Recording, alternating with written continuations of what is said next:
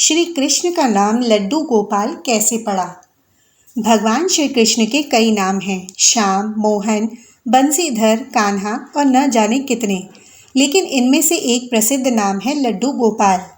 क्या आपको पता है भगवान कृष्ण का नाम लड्डू गोपाल क्यों पड़ा? ब्रज भूमि में बहुत समय पहले श्री कृष्ण के परम भक्त रहते थे, कुंभन दास जी। उनका एक पुत्र था रघुनंदन। कुंभन दास जी के पास बांसुरी बजाते हुए श्री कृष्ण का एक विग्रह था।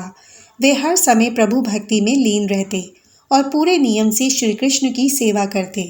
वे उन्हें छोड़कर कहीं नहीं जाते थे, जिससे उनकी सेवा में कोई विघ्न न आए। एक दिन वृंदावन से उनके लिए भगवत कथा करने का न्योता आया। पहले तो उन्होंने मना कर दिया, परंतु लोगों के जोर देने पर वे जाने के लिए तैयार हो गए कि भगवान की सेवा की तैयारी करके वे कथा करके रोज वापस लौट आया करेंगे। वह भगवान का सेवा नियम भी नहीं छूटेगा। अपने पुत्र को उन्होंने समझा दिया कि भोग मैंने बना दिया है, तुम ठाकुर जी को समय पर भोग लगा देना, और वे चले गए। रघुनंदन ने भोजन की थाली ठाकुर जी के सामने रखी और सरल मन से आग्रह किया कि ठाकुर जी आओ, भोग लगाओ। उसके बाल मन में ये छवि थी कि वे आकर अपने हाथों से भोजन करेंगे जैसे हम खाते हैं। उसने बार बार आग्रह किया, लेकिन भोजन तो वैसे ही रखा था। अब वह उदास हो गया और रोते हुए पुकारा कि ठाकुर जी आओ, भोग लगाओ। ठाकुर जी ने बालक का रूप धारण किया और भोजन करने बैठ गए, और रघुनंदन भी प्रसन्न हो गया। रात को कुंभन दास जी ने लौटकर पूछा कि भोग लगाया था बेटा? तो रघुनंदन ने कहा हाँ।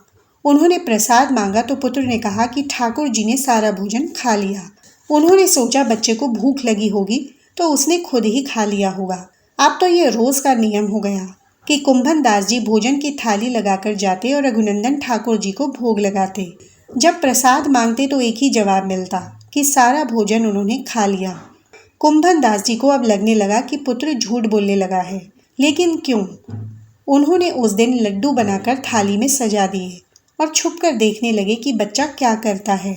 रघुनंदन ने रोज की तरह ही ठाकुर जी को पुकारा तो ठाकुर जी बालक के रूप में प्रकट होकर लड्डू खाने लगे। ये देखकर कुंभन दास जी दौड़ते हुए आए और प्रभु के चरणों में गिरकर विनती करने लगे। उस समय ठाकुर जी के हाथ में एक लड्डू और दूसरे हाथ का लड्डू मुख में जाने को ही था कि वे जड़ हो गए। उसके बाद से उनकी इसी रूप में पूजा की जाती है और वे लड्डू गोपाल कहलाए जाने लगे। बोलिए लड्डू गोपाल की जय हो। दोस्तों, आशा करती हूँ आपको ये कथा अच्छी लगी होगी। वीडियो अच्छा लगा है तो वीडियो को लाइक कर दें और कमेंट में लड्डू गोपाल की जय लिखना ना भूलें।